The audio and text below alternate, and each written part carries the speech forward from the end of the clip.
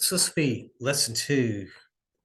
This is going to involve like order of operations. In your book, it's going to be from like 1.2 and 1.3.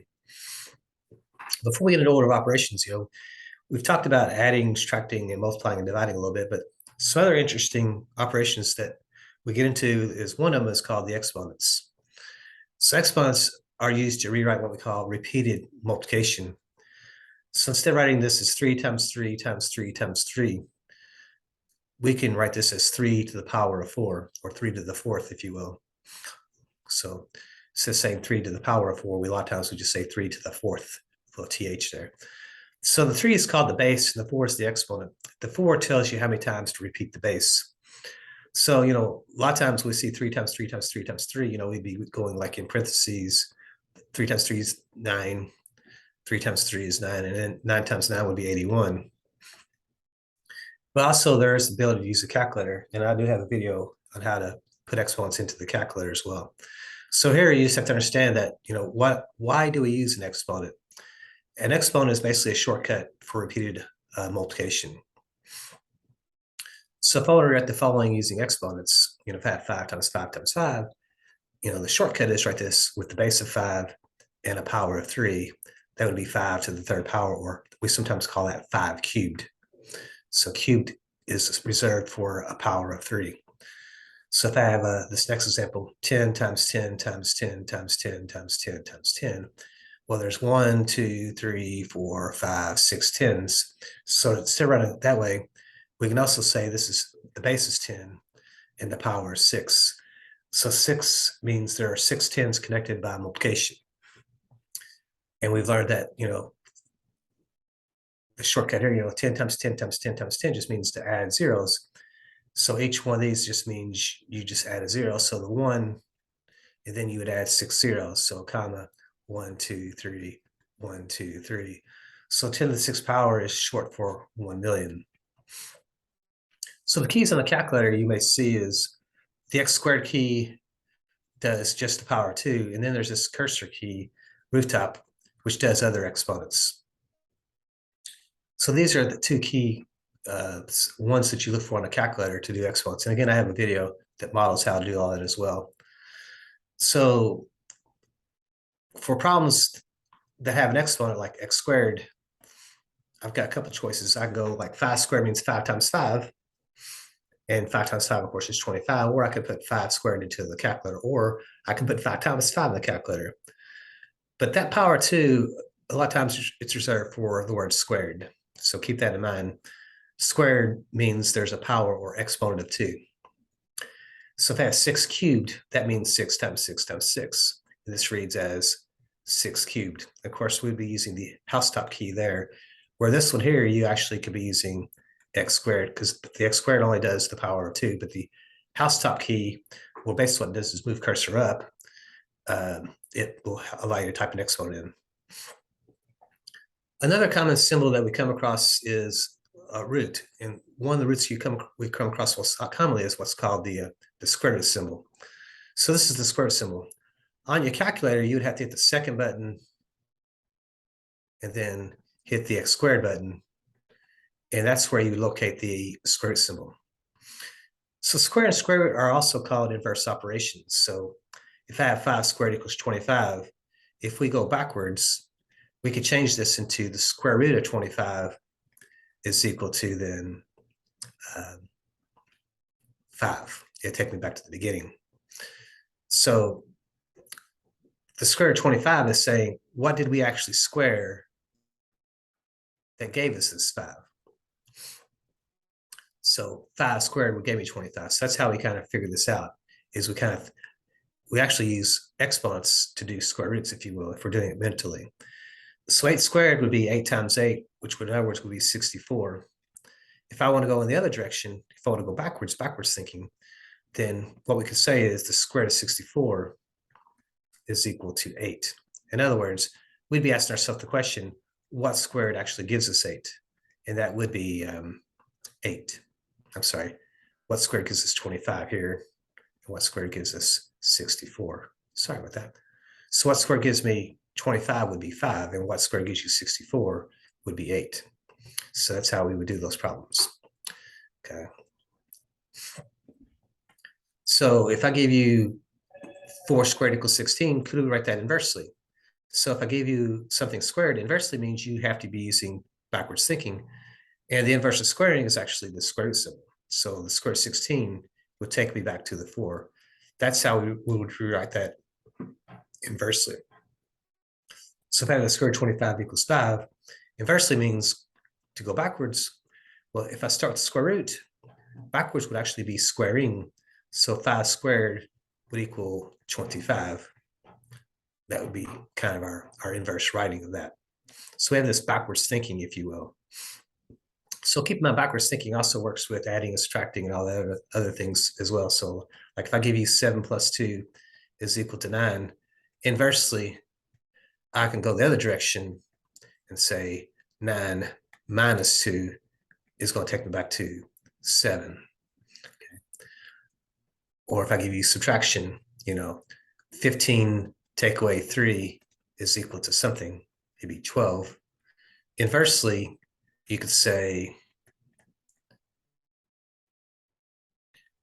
12 plus 3 is equal to 15. So adding and subtracting problems can be done by thinking backwards as well. So there's some forward and backwards thinking. That also involves with multiplying, dividing. And we talked about that a little bit in the first one, basic operations, when we said we actually do division using multiplication. So we kind of think backwards there.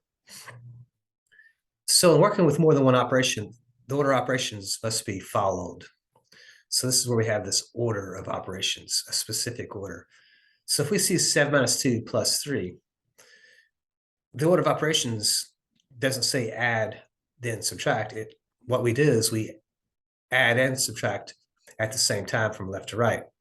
So when we see subtraction and addition in the same problem, when addition and subtraction are present, we want to do them at the same time from left to right.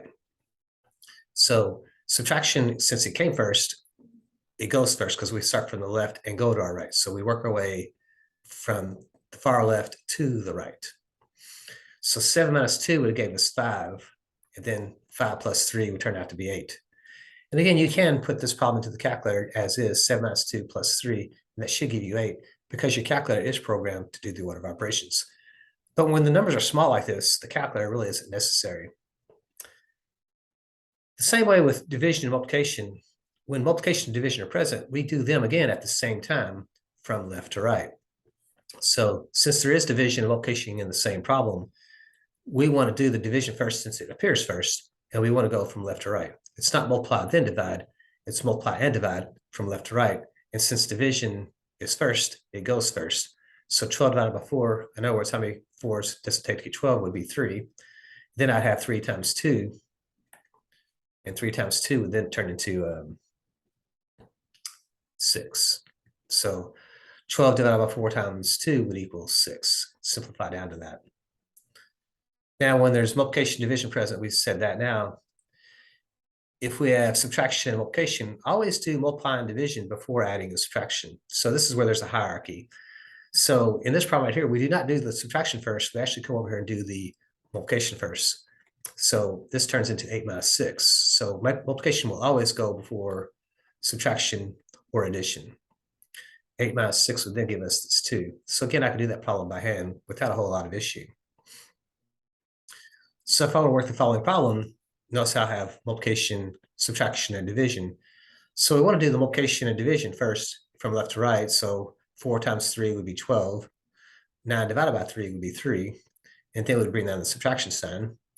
And 12 take away 3 would end up being 9. And that's how we do the problem. We use the order of operations. So typically, in doing the order of operations, we most commonly do it like this. We kind of go down the page instead of across the page, like I did here.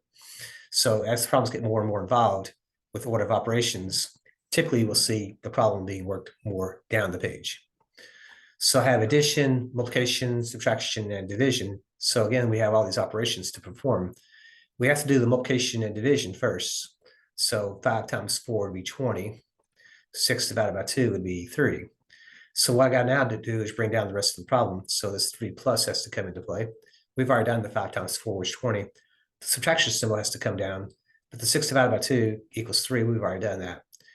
Now that we have addition and subtraction, we have to do those from left to right. So this will give me 3 plus 20, which is 23. If I subtract 3, that's now going to give me 20.